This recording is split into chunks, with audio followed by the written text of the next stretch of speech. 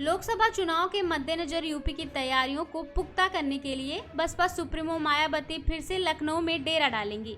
प्रदेश के अन्य राज्यों में होने जा रहे विधानसभा चुनाव की तैयारियों को उन्होंने दिल्ली में रहकर अंतिम रूप दे दिया है। अब वह 15 अगस्त से लखनऊ में उत्तर प्रदेश संगठन की समीक्षा करेंगी। इसके लिए प्रदेश अध्यक्ष विश्वनाथ पाल को पूरी रिपोर्ट तैयार करने के लिए कहा गया है।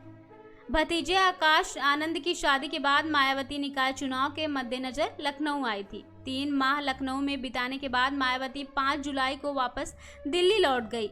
मिजोरम के बाद अलावा छत्तीसगढ़, मध्य प्रदेश, राजस्थान और तेलंगाना राज्य के विधानसभा चुनाव के मद्देनजर उन्होंने पार्टी की तैयारियां करनी थी, जिसके लिए दिल्ली में बैठकें तय की गई थी। विधानसभा के साथ साथ लोकसभा चुनाव की तैयारियों पर भी मंथन करना था, पर फोकस विधानसभा चुनाव पर ही था। लखनऊ में रहकर 3 माह में मायावती ने बूथ और सेक्टर कमेटियों के संगठन करने वाले लक्ष्य दिए हैं। निकाय चुनाव में पार्टी के खराब प्रदर्शन पर मायावती ने कहा कि बूथ स्तर से ऊपर तक संगठन को नए सिरे से खड़ा किया जाएगा।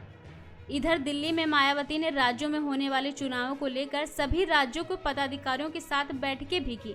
इसके लिए कार्यक्रम भी तय किए गए। राजस्थान में पार्टी के राष्ट्रीय कोऑर्डिनेटर आकाश आनंद 16 अगस्त को पदयात्रा शुरू कर रहे हैं।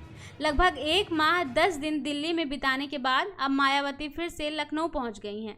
मायावती का पूरा फोकस अब लोकसभा चुनाव पर है, क्योंकि बसपा इस समय सियासी रण में अलग थलग है। ना तो बसपा एनडीए में शामिल है और ना ही इंडिया में। बसपा ने दोनों संगठनों से अलग अलग रहकर चुनाव लड़ने का ऐलान किया है।